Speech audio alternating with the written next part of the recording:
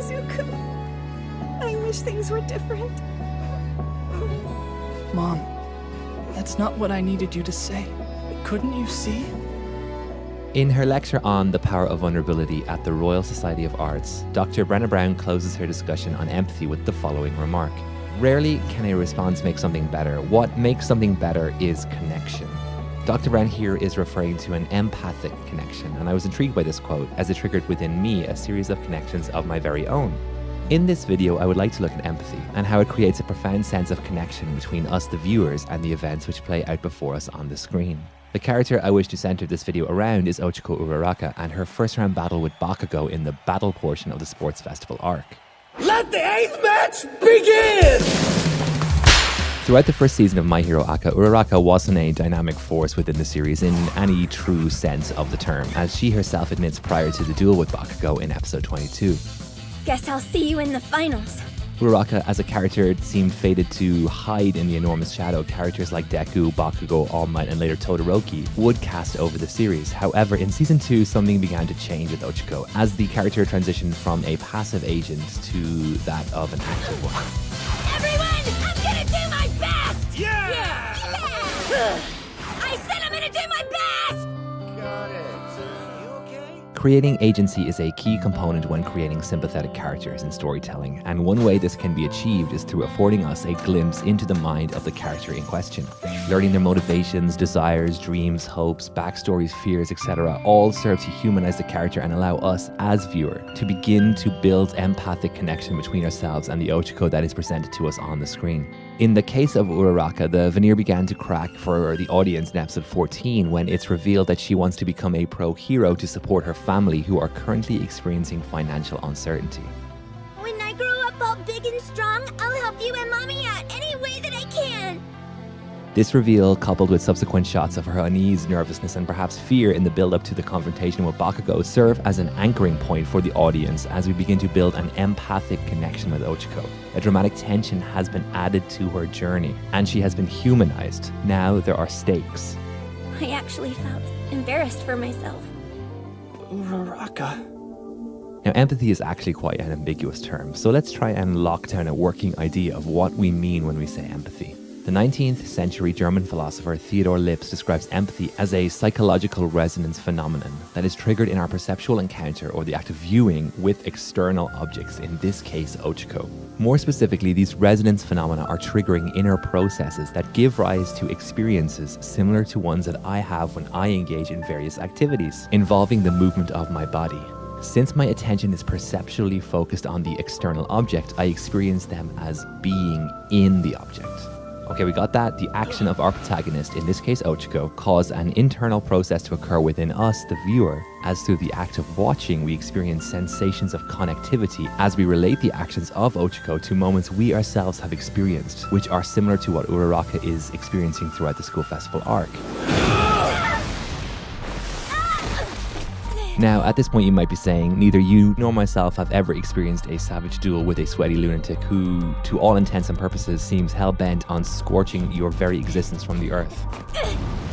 How am I supposed to experience this resonance phenomena you spoke of not 2 minutes ago? Well, to you, dear skeptic, I would say you're right. I've never been faced with such a situation in my life. And I'm sure there were even people watching episode 22 who have not even experienced a situation where they were the underdog. So how in the seven hells am I supposed to feel a sense of empathy, an emotionally charged connection with Ochiko in this battle?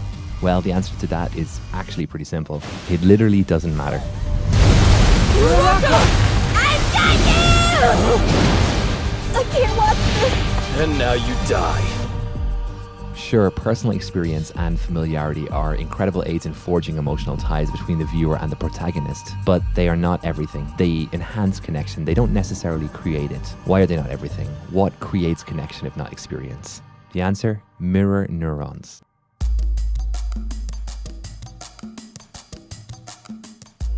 When we perform an action, the part of the brain involved in carrying out this action is what is known as the motor cortex. The motor cortex is the region of the cerebral cortex involved in the planning, control, and execution of voluntary movements. When we reach for a glass of water resting on the table, individual neurons within the motor cortex of our brains begin to fire up and we can perform the action of reaching for the cup.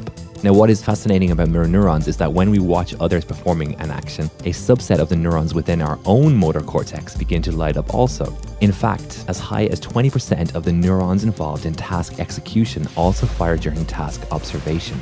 The implications for this are profound. When we see Ochako battling Bakugo, mirror neurons within our brains make us literally feel what she is feeling to a milder degree. Our brains are reenacting internally what we are witnessing on the screen. It is as if we, the viewer, are participating in this battle ourselves, and it's not just us. Look at the crowd shots during the episode. They are living and breathing this spectacle, as we are. These crowd shots are a great storytelling technique as they amplify our own experience. Now, we are not just mirroring the actions of Uraraka, we see the crowd too is also experiencing the same resonance phenomena that we are, and the whole process feeds back into itself and intensifies it. In fact, rather incredibly, neuroscientist V.S. Ramachandran, during his TED Talk on mirror neurons, explained how it was only through the presence of touch and pain receptors in our skin, sending a feedback signal to the brain that prevents us from consciously feeling the sensations of touch, pain, etc. the object we are empathizing with feels. Let's keep this going. In his article for the Washington Post in 2016 titled "The Science Behind Our Love for March Madness," Marco Ikebani, a professor of psychiatry and biobehavioral sciences at UCLA, identifies 3 adaptive functions, evolutionarily speaking, for the presence of mirror neurons in the human brain.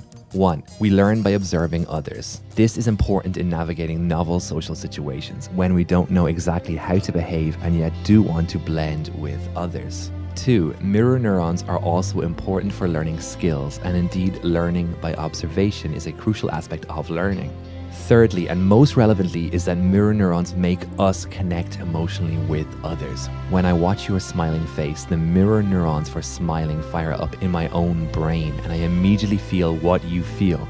This is widely believed to be the very first step for empathy, for the human capacity to experience what others are experiencing. Indeed, studies have shown that the more active the brain areas with mirror neurons, when we watch others' actions and emotions, the more empathic we are. With mirror neurons, we have uncovered the root of empathy. And what we get here when we contextualize this process into the Ochako Bakugo battle is what neuroscientist and film theorist Vittorio Gallese and Michel Guerra call the embodied simulation. It's our body that is experiencing this battle. It's not just our cognition. It's our body in every sense of the word. When Ochako launches that debris at Bakugo and moves in for the winning blow, in our minds we are moving into the suspense is ours. In a lecture at the Royal Society of Arts titled The Empathic Civilization, the renowned economic and social theorist Jeremy Rifkin discussed how people are in fact soft-wired to experience another's plight as if we're experiencing it ourselves. Rifkin states that research in neuropsychology, brain research, and child development suggests that we are actually soft-wired not for aggression, violence, self-interest, and utilitarianism, but for sociability, attachment, affection, companionship, and that the first drive is the drive to actually belong. It's an empathic drive. Now let's let that simmer as we return to the debris scene at the climax of the Bakugo-Uraraka duel. The camera begins to pan upwards, tracking the line of sight of the audience in the stadium, as the debris is then revealed to the viewers and to the spectators in the arena. The background music is now at its emotionally manipulative best, as Ochako-Uraraka, the spectators and the viewers are letting our heads override our hearts. It's allowing us to waver in, if not outright suspend our disbelief, if only momentarily. Perhaps, maybe, just maybe, Ochako is going to pull this out.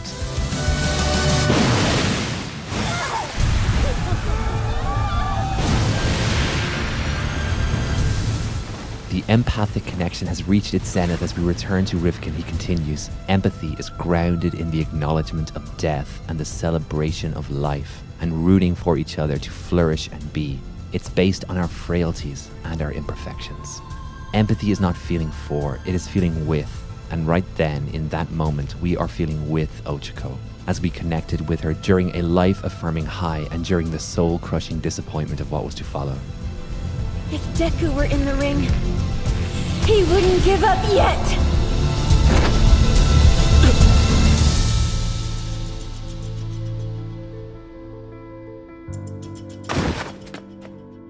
Rarely can a response make something better. What makes something better is connection.